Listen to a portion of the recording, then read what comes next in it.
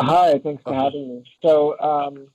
I'm going to talk today. My name is Damon Centola. I'm going to talk today about my book, How Behavior Spreads, which came out this summer with Princeton University Press. So this book is based on about a decade of work, and a number of the papers I'm going to talk about briefly were published in Science and PNAS and the American Journal of Sociology. I'll bring up some of those references for you for those people who are interested in thinking more about this problem. And this talk is kind of an overview, a high-level description of a lot of the topics that are dealt with in obviously much more detail in the book. And the main thing that I want to think about and sort of encourage you to think about is when we think about any kind of behavioral contagion process, there's obviously some kind of contact model we have underneath that, and we tend to interpret that in the space of social networks. So we have an image like this in our mind. So we imagine there's some pattern of connectedness in the population. And when we think about some behavior change spreading, it's sort of cascading from person to person to the network. And when we think about the sort of key properties of a network, we tend to pick out these elements like the sort of very highly connected people. These are referred to as hubs or social stars, versus the people in the periphery who are more modestly connected, but they tend to be sort of embedded in these kinds of clustered communities. And we think about social change dynamics. Some of the more popular things that we have data on now that we tend to talk about are social change and large-scale social movements like Arab Spring. And this network data set is extracted from a subset of Twitter. And one of the things that was remarkable about Arab Spring is how it spread through social media networks in a way that was relatively traceable. When we think about how that spreading process might have looked, it's a very intuitive model from disease transmission when we say, well, it probably happened, there was someone at some point who was a hub who became activated, a sort of highly popular activist. And then that person would then, mobilize their friends and contacts in the network. And from there, we can imagine it really spreading. Once it sort of takes off from an activist hub, then it would diffuse from kind of the core of the network to reach other core members, and then from them out further towards the periphery, and then ultimately sort of saturating the network. And we have this kind of, from the core to the periphery model of diffusion, which is very intuitive when we think about disease spreading. And it's also fairly natural to think about information and behavior spreading in the same way. What's interesting about Arab Spring is that we actually have extremely good data.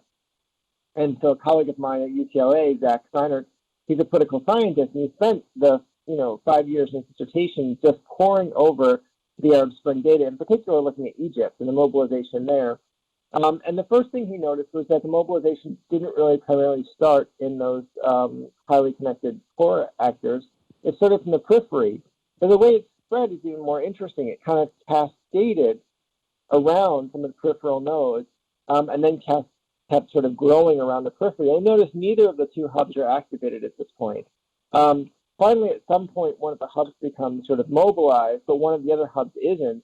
And nearly the entire network has become activated by virtue of a kind of, spreading around the periphery process.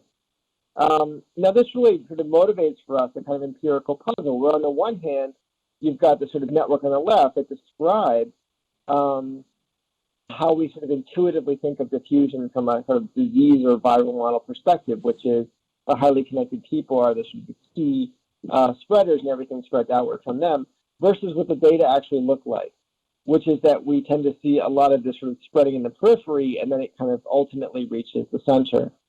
So what I want to do in this talk is to kind of really invite you to think about your intuitions about how networks control diffusion. And so to start off the conversation, I'm going to actually go right for the question of intuition. This is an image that of two tables that, there you go, that is used by Sunstein and Thaler in their book Nudge.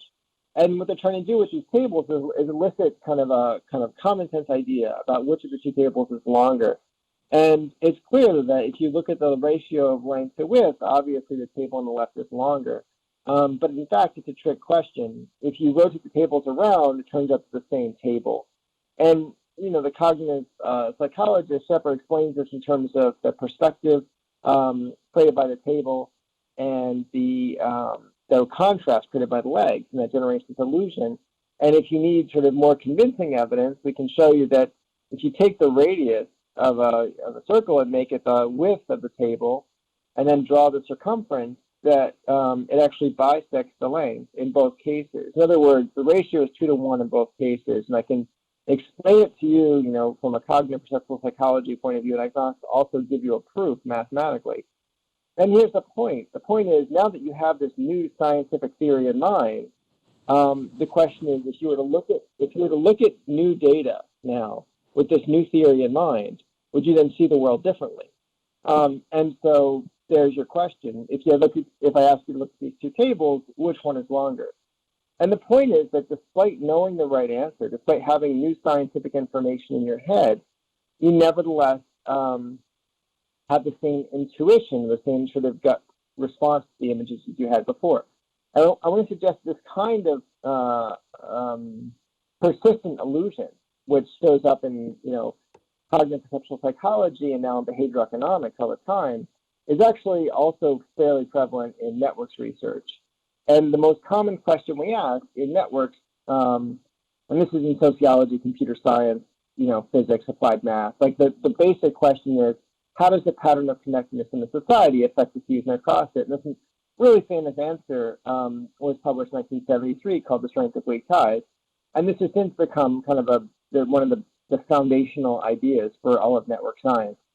And it's basically the idea that you've got some people, and it was published by Mark Randomization, professor there in the sociology department at Stanford. And what he was interested in was kind of the difference between our close friends, the people that we know really well, versus our sort of casual acquaintances. And he made this really interesting observation. The people we know really well also tend to know each other, which means the level of affect in our social ties also tends to be correlated with the structure of those ties. So the people that we trust and that we have known a long time, and that we tend to interact with frequently, also tend to know each other. Versus the casual acquaintances, the people that you meet, at a party or at a conference, you might exchange information with them. You might learn about like a new type of shipping system, or you might learn about a new kind of app from them. But you wouldn't ask to, borrow a large sum of money from them because they're basically strangers. Granovetter points out that those people, because your close ties don't know any of their close ties, those kinds of casual acquaintances actually are fairly important because they act as long-distance bridges that basically span the social network. And so the core intuition here is that weak ties are actually long-distance ties. And therefore, from a diffusion perspective, they're quite important because they allow new ideas, information, and behaviors to kind of jump across the network and therefore spread out. And this idea was then formalized in the small world model by Steve Thurgott and Duncan Watts. The core idea is then sort of articulated actually originally in Granovetter's paper is the same idea that people believe today, which is that whatever is to be diffused can reach a larger number of people and traverse a greater social distance when passed through weak ties rather than strong. So with that in mind, I want you to look at these two network images and sort of think intuitively which of these two images is sort of the better neighborhood topology for fast diffusion. And clearly the network on the left, it screams speed. It looks like something that, anyone in that neighborhood gets activated. They activate the hub, and then everyone else gets activated. Versus in the right-hand network, it needs to kind of percolate very slowly from neighbor to neighbor to get through the entire community. And the point of the book, and really the sort of the theoretical argument that I've been developing over the last 10 years, is that the viral model clearly works better in the left-hand network, and that's true for information too. But when it comes to spreading behavior that are across very difficult, actually the network on the right is going to be much more effective for spreading quickly. And this has some fairly striking counterintuitive predictions.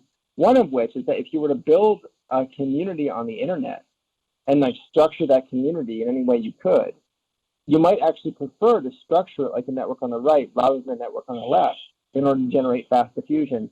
And I'll present to you today the results from an experiment that was published in Science where we did just that. And the results are strikingly clear that the network on the right is actually the better one for diffusion. So the question here in terms of our intuitions is what goes wrong.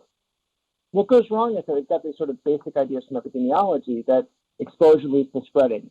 Again, that works well for viruses. But when it comes to behavior change, the way that people interact and the sort of reinforcement they have for the behaviors they adopt actually matters a lot more than just whether or not they were exposed to something. Interestingly, these these sorts of intuitions can lead us astray, even in situations where people have thought about these topics a lot. So people know Malcolm Gladwell wrote this book called The Tipping Point, and in 2010 he did a Q&A on the book, and he said, I'm convinced that ideas and behaviors and new products move through a population very much like a disease does. This isn't just a metaphor, in other words, I'm talking about a very literal analogy. Ideas can be contagious in exactly the same way the virus is. Now that way of thinking about diffusion, of course, was also talked about by my colleague here, John Berger, in the book Contagions, where this kind of viral model of just making something as contagious as possible is the core idea for thinking about diffusion. But now contrast that with something else Gladwell wrote also in the very same year, in 2010. He wrote an article in the New Yorker on Arab Spring, but social revolution more generally. And he said, look, even revolutionary actions that look spontaneous, like the demonstrations in East Germany led to the fall of the Berlin Wall, are, of course, strong tie phenomenon. The primary determinant of who showed up was critical friends. The more friends you had who were critical of the regime, the more likely you were to join the protest. The important point here is that Gladwell is contradicting himself. That top quote is basically pulling out that left-hand network, that like weak tie radiating network as the best network for diffusion. But the bottom quote is actually pulling out the right-hand network, the kind of clustered, locally connected neighborhood network as the better network for diffusion. Gladwell doesn't realize that he's contradicting himself here, however, because the epidemiological intuition is so pervasive, it appears as though what he's saying is consistent. But the point of this sort of way of unpacking the problem is to realize that even when we think we know what we're looking at, these illusions can nevertheless convince us that we're seeing something that we're not seeing. So what I'm going to do with the talk is really show you the clarity of the weak ties intuition, and then to show you, once you really understand it, how badly it goes wrong. And then the sort of the main theoretical explanation here is going to be that there's a fundamental difference between simple contagions, like viruses, and complex contagions, like behavior change. And I'll explain that in detail. And then I'll present you network experiments and show what the implications are here for building like new kinds of policy and new kinds of social architectures really online that can harness these ideas to promote the spread of behavior change. So I'm going to give you a little bit of theoretical background, talk about the experiments, the implications for social design. The theoretical background here really starts with the notion of social networks. This is a really rudimentary figure. The idea is that people use the term differently. I think everyone in computer science kind of thinks about large-scale network topologies. The important thing to note is that there are still some people, many actually, in social science who use this notion of a network. The problem with this notion of a network is that you can't really infer anything about diffusion beyond Bob's neighborhood. Bob has some ties, but you don't know, what the influence of Madison on Bob is, or what that means for any kind of spreading beyond Bob's neighborhood. Importantly, as Randomization pointed out, you may be able to sort of get some correlations between Madison's behavior and Bob's behavior, but actually, if you really want to know what the influence is of someone like Madison on Bob, you need to know what the connections are in Bob's network, not just who Bob is connected to, but who his friends are connected to. If Madison and Kieran are both connected to each other, that means they can coordinate. They can, in fact, collude. They can pressure Bob to adopt a behavior. That tie between Madison and Kieran, although it's not actually part of Bob's immediate neighborhood, it is actually also a factor in determining how people can pressure Bob. Also, if Bob is connected to Shauna and Shauna is not connected to any of Bob's other friends, then Shauna's a weak tie. She's like a long-distance link to a different part of the social space. So Shauna acts as an important conduit for new ideas, information, behaviors into Bob's neighborhood. Of course, the way we look at it now is to sort of step from the friends to friends of friends, then friends of friends, all the way out to sort of the large-scale macro structure of the social network. Those images tend to be visually not very informative, but statistically, obviously, we can learn a lot from them. The idea is to take these new methods from math and statistics, but the core intuition that we can use the structure of the social network, the real topological properties of the network, and thereby infer something about collective behavior, actually dates back to Dimmel's work in 1908. It's actually a very old idea of sociology. We just now have like really powerful new methods to make sense of it and to apply it. And one of the core sort of models that we use these days is called the small worlds model. So many people in the room hopefully have seen this. The dots represent people, the lines represent relationships, and the basic idea is that this is what physicists refer to as a Floyd model. It's a very simplistic representation of a social network. It's not meant to be realistic. What it's meant to do is capture the core statistical properties that govern diffusion dynamics. And those same statistical properties then also show up in every empirical social network that you look at. And so all you do is identify what these properties are, and then you can get a really nice grip on even very complex networks. So the one on the left is basically it's a geographic lattice network. It's a one-dimensional network. But the important point about it is that each person has two neighbors on the left and two neighbors on the right. So they have shared neighbors, basically triangles. Friends of friends know each other. There's a lot of clustering. That's the technical term for that in a network. The important question we typically ask about this from a diffusion perspective is, how many handshakes does it take to get from one person to another person in the network? So, for instance, in that strong tie network with lots of clustering, to get around the population to the other side, you have to go through every intervening neighborhood. Now, if the network is very large, talking about like 1 million people, the number of steps you have to go through, the number of handshakes to get across it, is on the order of the size of the network. So that means if you're looking at like a network with 1 million nodes, you're talking about hundreds of thousands of steps to get from any one person to anyone else. So that's very, very slow from a diffusion perspective. So the model, this is called a permutation model. It's a very kind of clever mathematical trick where what you do is you break some of the local ties and rewire them, basically creating these shortcuts across the social space. And on the far right-hand side, we rewired almost all of the ties and created what's, in essence, a small world network. And now, what's interesting about it is we have the same number of ties, the same density in the network. But if we ask the same question about, degrees of separation, how many steps to get across it, now it's on the order of log of the size of the network, which means with 1 million nodes, you're talking about basically 6 steps. This is where the notion of 6 degrees of separation comes from, is that you dramatically reduce the number of steps to get across the population just by changing the configuration. Now, this, of course, has huge implications for diffusion. So if I show you this simulation that uses the same networks I just showed you, the network on the left, same lattice we were just looking at. Everyone has neighbors, neighborhoods of 4, and they're overlapping. The white nodes show people who haven't adopted. The 2 blue nodes show the kind of early adopters. And the rule is a social simple contagion rule. So if one of your neighbors adopts, then you also adopt. And what you see is it sort of spreads around the structure of the lattice, sort of from neighborhood to neighborhood. And then ultimately it sort of, cascades around and saturates the population. Now, the next thing we want to look at is what happens when we add some of these long-distance ties into the network. So what winds up happening is that the contagion now can sort of jump across these long-distance links and then fan out very quickly across the network. Now, on the far right-hand side, we have tons of weak ties randomly jumping all over the network. And now what happens, the contagion process is dramatically accelerated. It can, very quickly jump across the entire population. This is this kind of core idea from strength of weak ties in small worlds, is that weak ties facilitate diffusion in random networks rather than clustered networks. So all of that is to set up the basic viral intuition. And now what I want to do is show you like really how it fails us. And the reason it fails us is because that viral intuition doesn't take into account the fact that when we're making decisions that are difficult, we tend to need to be convinced in some way to make that decision.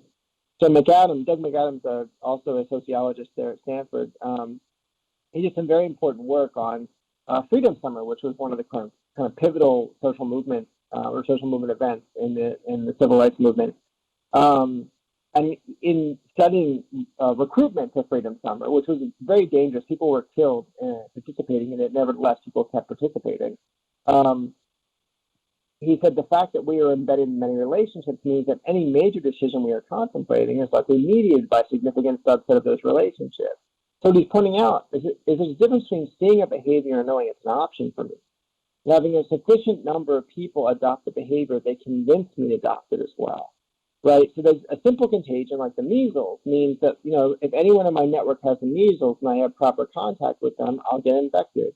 But if I'm trying to, consider adopting, participation in a social movement that's dangerous, that could involve imprisonment or potential, harm or even death, it's not just because I see someone who's adopted isn't going to convince me to adopt. Actually, I need strong social reinforcement, both to convince me that it's safe and also to convince me it's something that, I should do.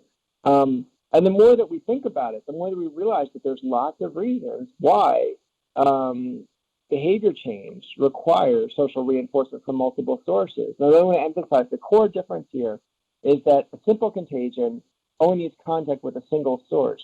And repeated contact with that source leads to higher probabilities of transmission. So the same person with the measles, if they keep interacting with you, eventually will transmit the measles. But the whole point of complexity is that one person again and again and again is not enough. You need multiple sources of contact to convince you. And now we want to think about why that's the case. Well, one reason is credibility. Even if one person is completely sold on a technology, you know lots of other people who aren't. So what you really need to see is that several people are adopting that technology, and it's the numbers that really make it credible. And a similar kind of thing is legitimacy, where legitimacy really is, when you think about any kind of behavior that's kind of contentious or that there's some kind of social norm involved, you're also paying attention to the people who have not adopted, right? The non-adopters act as kind of countervailing influences, keeping you in the status quo. So just because one person's adopted a behavior, that's certainly not a reason to do it. In fact, you've got a lot of, the balance of evidence is against that behavior. But now when you get more and more reinforcing adopters, that actually that weighs against the countervailing influences of the non-adopters. So another kind of reason why we need multiple sources of reinforcement is legitimacy. Finally, complementarity, of course, this is the big one, in Silicon Valley, is anything to do with social media. The value of the technology changes with the number of people using it. You can think about any kind of social media platform out there, or any communication technology, really. Just because one person is using it, you have contact with it, doesn't make it valuable. The more people who are using a platform, the more inherently valuable the platform is. And these are all different kinds of reasons: credibility, legitimacy, complementarity, emotional excitement is another one. These are all kinds of, situations, basically, in which adoption of a kind of foreign or unusual or costly behavior requires this kind of social reinforcement. Of course, what we want to know is, if this is true, there's a big difference between simple and complex contagions. Why does it matter for diffusion? So that's what we want to see. We want to take the original network model we were just looking at, small world model, and see if we add in the need for social reinforcement from a second source, what that does to diffusion dynamics. So first I'll plate it in the lattice, which is the same lattice we were looking at before. Again, the white nodes have not adopted, 2 blue nodes are the innovators.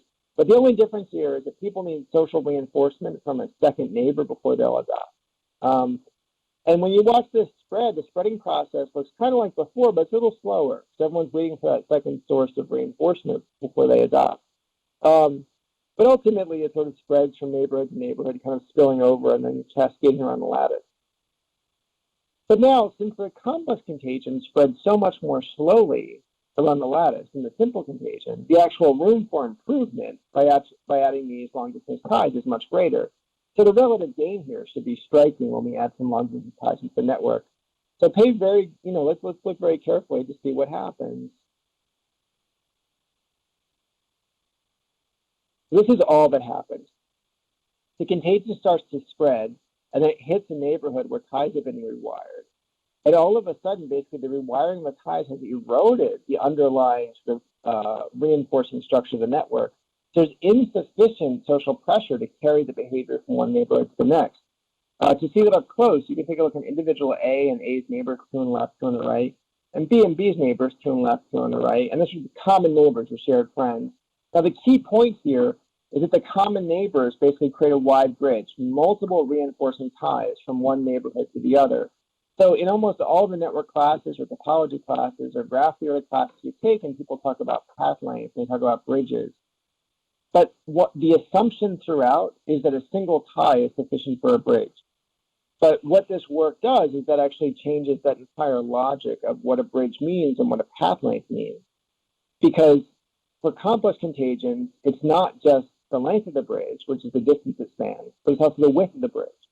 So for instance, if you were to rewire the network here and have A have a tie far away and B have a tie far away, now you notice there's still a link between the two neighborhoods. There's still a single common neighbor. So what that means is there's still a bridge between the neighborhoods, but now it's a narrow bridge. So disease can still spread between the neighborhoods, and information can still spread between the neighborhoods. But there's insufficient social reinforcement. So if A and A's friends adopt a costly or difficult or unusual or illegitimate behavior, it's not going to spread to B and B's friends. And so the punchline here is that if we're interested in the spread of viruses, then the classic network models work very well.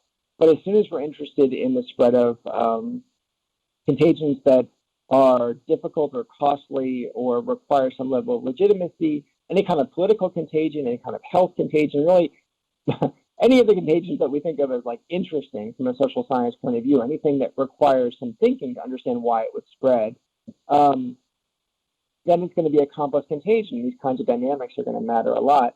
There's a bunch of papers in the physics paper. There are a bunch of papers in the Journal of Mathematical Sociology, also the American Journal of Sociology. And what they do is they explore the robustness of these results. So, of course, I just showed you a very stylized set of models, right? Thresholds of 1 versus thresholds of 2. The networks were, these really stylized, circular lattices that were rewired using a permutation model. So you have lots of questions. You want to know about what happens with, degree distributions, what happens with threshold distributions, what happens if thresholds are probabilistic, what happens if you introduce actual pi strength back into the model, what happens if there's status differences in the model, right? These are all really good questions, and in fact, that's what all these papers are dedicated to addressing them. And of course, the chapter in the book that introduces this then spends a lot of time in the papers are technical that talk about the results in a model, in a modeling and formal way. But in the book, I describe each of these results and each of these kinds of robustness tests in a sort of a contextual way with examples. And what winds up coming out of it, I think, is so important, is that the more realistic you make this model, the more kind of empirical detail and heterogeneity and probability you add into it, the more that the diffusion of complex contagions depends on wide bridges, the more important these topological effects are. And so what this means is that small world model, that very stylized toy model, is actually the best case scenario for the strength of weak ties. As we things get more realistic, actually the effects of complex contagions become more dominant. And so we can see what that means here, for instance, in this kind of network that I was talking about at the beginning, where you've got, some hubs and some peripheral nodes. So we had the social star, and then we had the peripheral actor. Now, from a simple contagion point of view, obviously the intuition is that, well, the node in the center, the hub, is going to very easily detect that there's something in the network, so they're very activated very early on because they've got so many ties, they can easily kind of survey the population. Of course, when that person becomes activated, and they become the massive conduit for spreading to everybody else. So that's kind of our clear viral intuition. So the question is, why doesn't that work for complex contagions? Well, what's going on with a complex contagion, particularly any kind of behavior where legitimacy is involved? So you can think here about like a Fortune 500 manager deciding whether or not to adopt like a new and somewhat controversial new management strategy. Well, she might detect it early on because she has, a fairly extensive network, so she'll see that management strategy is out there before other people will. But that also means that if she adopts it right away, she can look a little bit reckless. She's adopting a really contentious or controversial new strategy before it's been proven. And so she needs to be aware of the fact that all those ties she has aren't just outgoing vehicles for her to influence. They're also incoming ties of judgment. These are all people who are very aware of what she's doing, and she's got very, very strong reputation effects. Like, a lot of people want to know that she's making good decisions. And so a highly connected person, for this reason, is often one of the last adopters for any kind of contentious or unfamiliar new kind of innovation, because they are under so much scrutiny. Whereas the people in the right-hand network and the clustered network have far fewer ties. And so you can think of someone like in a startup company who gets exposed to a new management strategy. And basically, with just a few contacts, they can have a strong level of reinforcement in their immediate neighborhood and then adopt. And this is why we see, as we saw in Arab Spring, so many of these kinds of contagion processes grow in the periphery, where it's much easier to get kind of a small critical mass off the ground, because you just don't have as many countervailing influences pressuring people to sort of wait and be conservative. And in fact, what's interesting is that the more studies you look at, basically in the decade since I first published this work, there's been studies on bullying interventions in schools, the adoption of Twitter and Facebook. This is like actually people signing up for accounts. Social mobilization on Twitter, so the spread of political hashtags, and Arab Spring, and then also the diffusion of innovations like the equality sign, which was support for same-sex marriage, spread across Facebook. And Lada Adamek, who's a former Stanford person who now works at Facebook, did a really beautiful and extensive study, because she, of course, had all the data of how a contentious social movement spread across.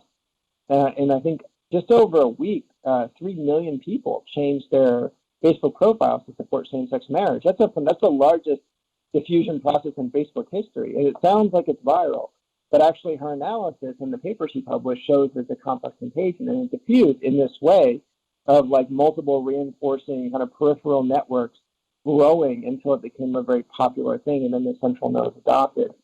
And so the point is, these studies are all from different literatures, but they're all identifying the same basic dynamics, which are the dynamics of complex contagion.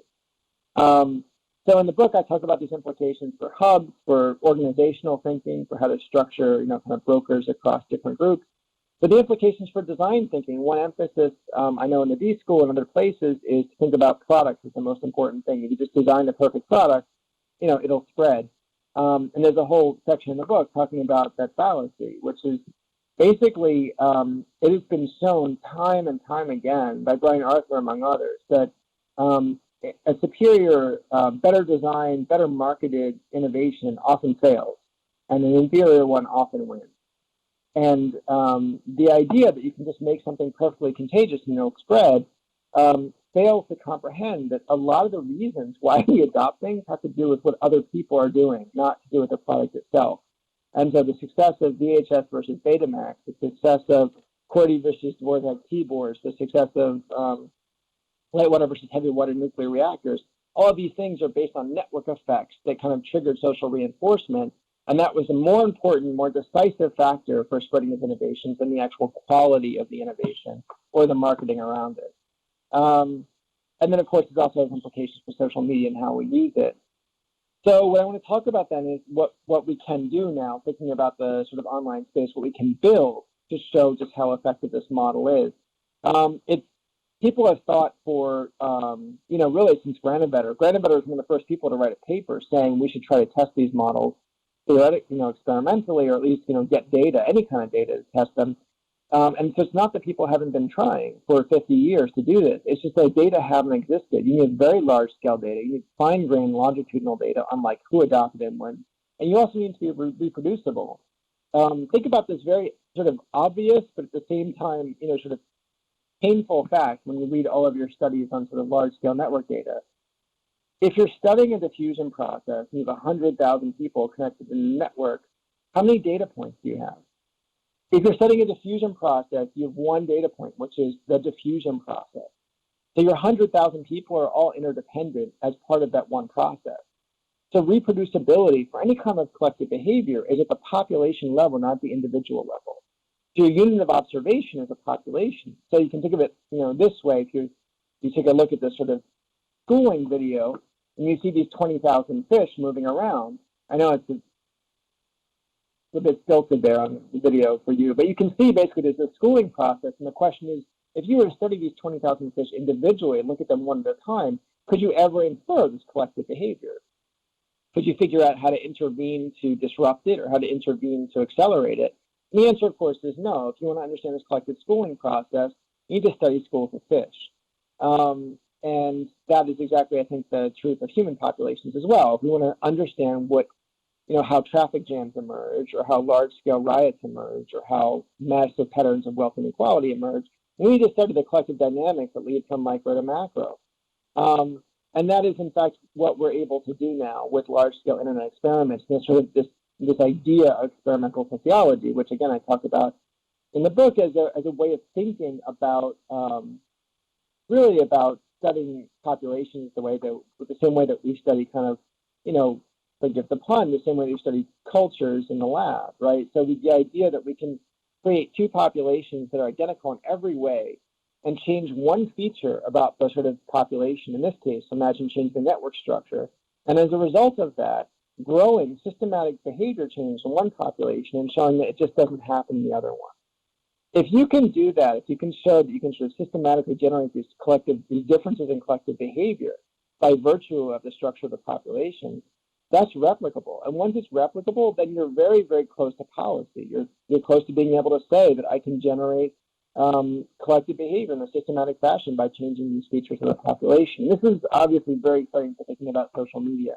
For me, I wanted to design a study where I could basically examine these kinds of processes, these diffusion processes on behaviors that were real behaviors. In other words, I didn't want to pay people to come to an experiment, give them $10 to show up, and then study what they do or don't do in this like really artificial setting. What I wanted to do was find something that people were already doing, like basically a field experiment, and then build my own, product in the space of whatever, domain people were using. So you can imagine doing this with like an online shopping network. You can do this with an online investment network. I wound up doing it with an online health network. And I describe my sort of thinking process in the book, basically in terms of the fact that I noticed that people who are joining these online health communities, and there are millions of them, were remarkably eager to like participate with other people and upload their health information and share their private, their HIPAA protected like private health data with strangers, and then to take the advice of strangers and use it to help influence their own behavior. And noticing that, then for me, became a really remarkable vehicle for thinking about how to build a space where you could recruit thousands of people. So about 2,000 people signed up for this community that I built. And they were all, they weren't being paid. They just showed up and joined because of their inherent interest in learning about health resources for themselves. But then I could then assign them health buddies in this space who are anonymous and who are basically, just people that they were interacting with. But the beauty of that, which means that I could control what that network looked like, and that control would be very natural. People wouldn't perceive anything weird or manipulated about the social environment. So it would be this kind of invisible experiment where you would really just have people doing something normal, but in the background you would have manipulated it. So it really is, in the truest sense of the word, a field experiment. So when people signed up, they, of course, agreed to informed consent. That's an important sort of ethical issue with any data collection. So people knew that they were in a study. But then, the real sort of special thing that happened is that then people were randomized to conditions.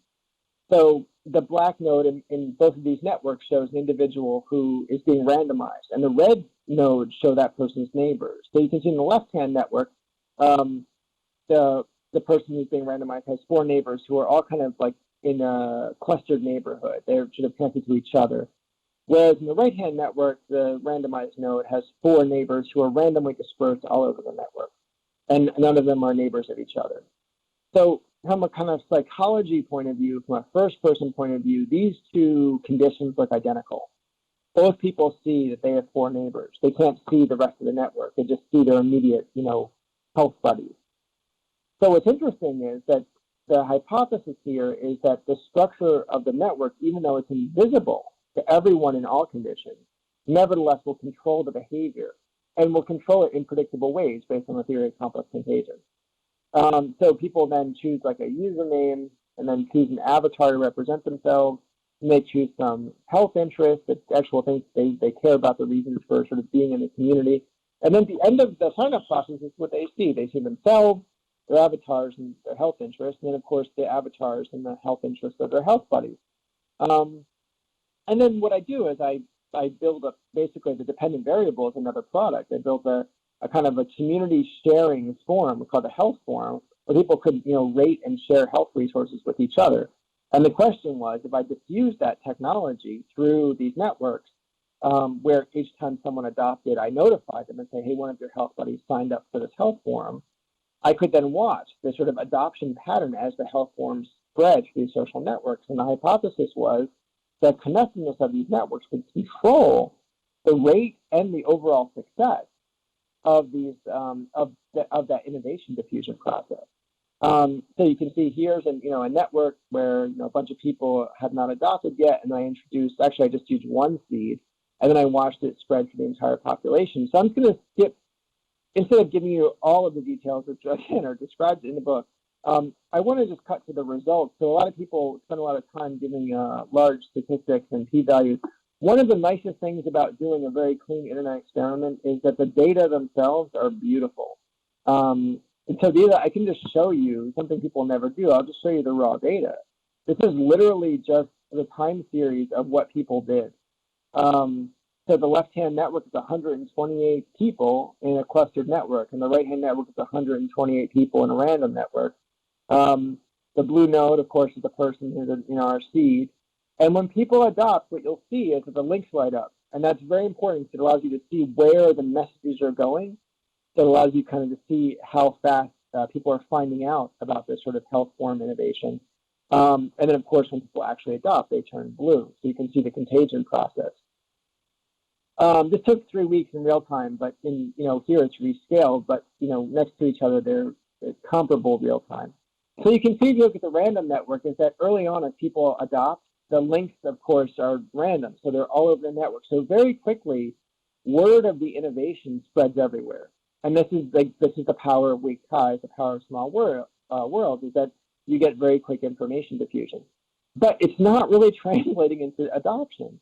Whereas if you look in the left-hand network, where the ties are kind of clustered in local neighborhoods, generating lots of redundancy. That redundancy is wasteful for information diffusion. People have already heard about it.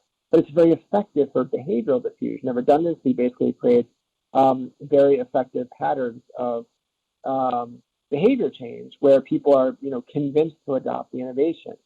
And so what you want to notice is like the really distinct pattern of adoption in a clustered network versus a random network, and then think about what that means when you replicate it. So I ran 6 trials with the same exact design. And this is 1,528 human beings, but it's only 12 data points for the reasons I described earlier, which is that each person in the network is interdependent. So the unit of observation is the network. And what's remarkable, reducing, taking the statistical power of 1,500 data points, turning it into only 12, you nevertheless get remarkably clear results. Is that in every single case, the behavior spread to more people in the clustered networks, and it spread faster than the clustered network. So this is a direct contradiction of the entire sort of strength of weak ties thesis. But remember, we've got a theory here. There's a reason why we expect to see this, and the reason is, of course, we think that social reinforcement will make behavior change more likely. And this is, of course, what we see. When we look at the individual level, you see using the cost proportional hazard model, people are much more likely to adopt when they get a second signal versus just one. And actually, they were significantly more likely to adopt getting 3 signals than just 2. So reinforcement actually made a big difference in people's adoption. This paper went to Science, came out in 2010. And one of the things the reviewers asked was, you've shown these dynamics of diffusion and you've convinced us, but what about commitment? And it's a really good question because I hadn't really been thinking about commitment, but in any context, whether it's product adoption or whether it's health behavior, you're interested in whether someone sort of sticks with it after they initially adopt it, because you can kind of abandon it at any time. So what I was able to do was to look at when people use this health form I was talking about, the sort of the innovation I diffused through the networks. Once they adopted it, they could keep returning to it as many times as they wanted to.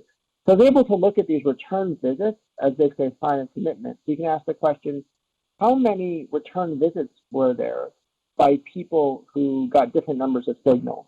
So you can use people who adopt after 1 signal as kind of your baseline. These are like your early adopters. Only 12% of them ever came back. So the vast majority, almost 90% of people who adopt after 1 signal, never really used this thing. They kind of signed up, looked at it, and then never came back.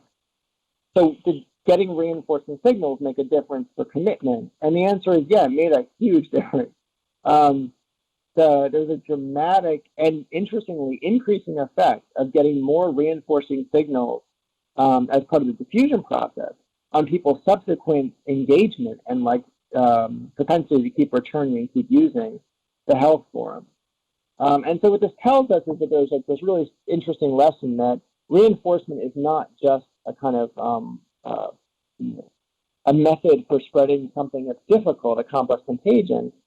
But the mechanisms that make something complex, like the need for credibility or the need for legitimacy, are actually, once they're triggered, once you have enough reinforcement to generate credibility or enough reinforcement to generate legitimacy, those are the same mechanisms that actually keep you committed to something. Because, of course, now you believe it's legitimate, or now you believe it's credible, so you're going to keep using it as new options come along. And so those sort of mechanisms for complexity, instead of thinking them as barriers to adoption, you can think of them as kind of necessary hurdles to overcome to create sort of long-term engagement. Now, methodologically, one thing I want to point out is that this study, one thing that a lot of people think about in the space of computational social science is what is the relationship between like observational data and kind of big data versus like theoretical modeling, agent-based modeling, or mathematical modeling versus these kinds of online experiments. They all seem to be great methods, but how do they fit together? And what I want to suggest is that this project really articulates very clearly exactly how they fit together in a very productive way, which is that we started with observational data, which gave us very good predictive insights. We saw that we could learn about diffusion by understanding that things tend to spread sort of spatially. But that contradicted our intuitions about the strength of weak ties. So we had kind of a tension about an empirical puzzle about the fact that spatial diffusion seemed to be a regularity in the data, but it didn't make sense for our model. So we come up with a new theoretical model of complex contagion, and that gives us a way of understanding why we might see spatial diffusion be so prevalent. But then that generates a very provocative hypothesis. And the hypothesis is if you were to construct a community online, even without all of the kinds of relational factors that we typically think of in offline networks like, affect and homophily, long-term interactions, frequent interactions, all the things that we think of as important in day-to-day relationships in neighborhoods. If we were to create artificial networks online, the hypothesis of our theoretical complex contagions model is that you would actually be better off creating a kind of spatial clustered topology online for generating fast diffusion than you would generating a kind of a randomly connected small world or weak tie model. And that was what we were testing in the experiment. So the results in that experiment then give really, I think, concrete insight into what's going on in our observational data. But now it shouldn't stop there. If science works the way it's supposed to, then once we have a model and an experimental test of that model, we should then be able to go back to observational data and look at our observational data in a new way and see new things in it. And this is exactly what's happened. In the last 7 or 8 years since these papers came out, there's been just a slew, hundreds of studies on complex contagions that have just found these really interesting results about diffusion of agricultural technologies in Africa, exercise routines spreading smoking behavior among teens, the spread of social media accounts, the actual the geographic spread. I mean, literally geographic spread from neighborhood to neighborhood in towns around Boston and towns around San Francisco of Twitter and Facebook. And then also online, of course. And some of the most interesting stuff about online diffusion is that when you look at certain kinds of contagions, like idioms, they tend to spread like simple contagions. But if you look at contagions like political hashtags, they tend to spread like complex contagions because they're more contentious. People require social reinforcement, and you don't want to adopt a kind of contentious political hashtag unless there's enough reinforcement to convince you it's a legitimate thing to do. So you don't want to start a kind of a flame war in your own Twitter network or Facebook community. And so we see the same exact dynamics of complexity online and offline in the same way. This is implications, again, what I was saying before, but for social design. There's one of the big problems here is you have lots of young women who are fundamentally alienated from institutional sources of healthcare, but those same young women are really well represented online. And one of the things you can think about, particularly for something like HPV vaccination, or really any prevention for sexually transmitted infections, is that this isn't something people necessarily want to discuss with their family or their close friends. In fact, it's kind of a stigmatized topic. So one of the advantages of these online spaces is you can create anonymity. But historically, anonymity meant weak ties. It meant people you don't know well, people you couldn't get reinforcement from. Online, you can do a very special thing. You can create reinforcing networks that are kind of a clustered structure that generates wide bridges. But they can also be anonymous at the same time because you can generate these communities where people don't have personal information about each other, but nevertheless can get strong social reinforcement for adopting positive behaviors. So we've done this in a couple places. We've first done this with HPV vaccination in the health context, but this stuff obviously applies beyond health. We had a paper in Science that came out in June that was about these kinds of dynamics in tipping points for social change, and things like legalization or perspectives about legalization of marijuana and about same-sex relationships, how those social norms and also about sexual harassment is a really important topic that we were looking at, how changes in these social norms about the acceptability of certain behaviors shift so dramatically. So we were able to show in this paper that we could identify literally an exact tipping point at which once you got enough people pushing for social change, around 25%, then they would generate this massive takeoff process in the population as a whole. This is kind of a cute anecdote. So this got picked up by The Atlantic and about Scientific American, so it got some media coverage, and of course it spread all the way around the world as a piece of news. So it made it all the way to Russia, and I don't speak, I don't read Cyrillic, but I put this into Google Translate, and it came out as a scientist. I found how many people you need to organize a successful revolution. So we did not show how to organize like, a Leninist or Bolshevik revolution. We showed specifically how social norms can change, and then applied that most recently in a study that we published in PNAS about 3 weeks ago. And that study was looking at how these same network dynamics work in contexts where people have like really entrenched reasons for believing what they're believing. So we're looking at people's opinions about climate change, and the blue people are Democrats and the red are Republicans. And what we did was we had them all sort of estimate the sort of trajectory of climate change. And just playing? I guess it's not. Okay. What we were able to show is that by putting people into these sorts of community structures, we were able to dramatically improve their ability to predict the accuracy. The Republicans went from about 60% accuracy in the baseline to 95% accuracy, as did the Democrats. So both groups got more accurate and less polarized. They initially they were like polarized in opposite directions, but equally inaccurate. And after interaction, they both became accurate and also less polarized. So these sorts of social networks can work and function to sort of generate social learning, even across sort of entrenched party lines on topics like climate change. So for the conclusion, I have 2 more slides and I'm done. I think the full hour is up. I just want to bring the topic back to where I started with this notion of intuitions. Remember, I was talking about the tables, and I was talking about the networks, and I was talking about the ways in which, when we see networks, we have a certain kind of intuitive response about how they're going to look. But what I tried to do today in the talk is convince you there's a different way of thinking about networks. So with that in mind, which of these 2 networks is better for spreading behavior change? And the point is, you're kind of always intuitively going to see the network on the left as fast. Because there's this viral intuition that kind of sits in the background, and that's fine. I think it's persistent. It'll just be there, just like with the table. But what you should do now is use your kind of scientifically learned intuition to start interpreting what you're actually seeing. So think now about the need for social reinforcement from multiple sources, and how that person in the left-hand network, that hub, needs many more sources of reinforcement. Also, think about the countervailing influences from all the people who haven't adopted. And again, see that person on the left-hand side has got lots of countervailing influences, so needs more social reinforcement, which makes the network on the right the more conducive topology for actually spreading behavior change. And of course, this is mostly the case when behaviors are costly or unfamiliar or require some degree of complementarity. And this brings us to a notion of, very much like behavioral economists talk about choice architecture as a way of framing the information in a situation so that you can sort of generate specific behaviors. We can now think in the same way I just showed you with the experiment, ways of designing social spaces, the kinds of interactions people have, in ways that, even though the structure is invisible to people, it nevertheless shapes their experience to generate systematic patterns of behavior change, which means that we can think of social capital like financial capital or human capital as a resource that we can provide to people to actually help them to make better decisions. So with that, I'm happy to take your questions. Thank you very much.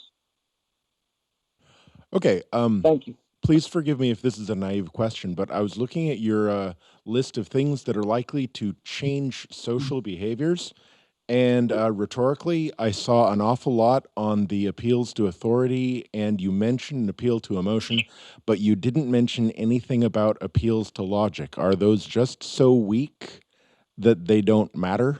I mean, does Aristotle and his rhetoric from 2,000 years ago beat out Kant and the entire Enlightenment? Right. So you have to remember that what we're talking about here is kind of a behavioral mechanism. Whether or not logic as a social phenomenon, I think, is a great philosophical topic.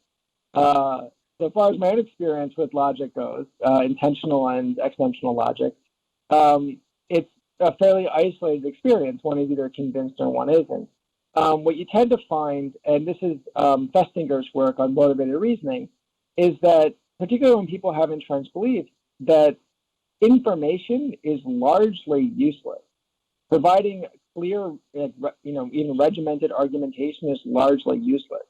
People aren't consistent. The standards of logic are much higher than people's own standards for their behavior. And so one of the fallacies, I think, of science communication has been, if you just give people the right information, then they'll know what to do. And we've seen this with vaccination, where it's just not true. You have right there in Marin County, you've got the massive anti-vaxxer movement, where we've got lots and lots of really good information about how safe vaccinations are, and also about the dangers of not vaccinating for basically huge gaps in herd immunity. Like, you're not just making your own community more vulnerable, you're making everyone more vulnerable, right? There's a lot of good science on this, and there's a lot of good information diffusion on this. It's completely ineffective at changing anyone's mind because it's become normatively entrenched. You need to think about what is a norm and why is it different than a piece of good information or a piece of sound reasoning? Well, norms are often, in many cases, appeals to emotion, or they're appeals to legitimacy, or they're appeals to a sense of like confidence that comes with credibility. But social proof, that's an oxymoron, right? It's not actually a proof in any real sense. It's meant to be a kind of a pun. What it means is that there's enough evidence in the sense that I get enough reinforcement that I feel personally convinced, but that sense of convincement isn't in any sense logical. It's just a kind of an emotional trigger that people then feel like there's enough evidence that they feel as though it's a safe behavior, or it's a legitimate behavior, or it's somehow a morally good behavior, or it's a behavior that's more rewarding for them, the complementarity. And one of the things I didn't talk about was emotional contagion, which is the same exact dynamic. But so when you think about behavior change and you think about the differences between like informational exposure or even reasoned argumentation versus the kinds of crowd movements we see, like with the schooling analogy, the thing that generates behavior change is people feeling comfortable making choices. And that, whether or not that comfort is guided by, I think in an ideal kind of platonic world, that comfort would be guided by logic. But, in an empirical, largely emotional world, where people are predictably irrational, those kinds of choices are largely not guided by logic. Huh. Okay, and if I may have one more, you Sure, showed static networks.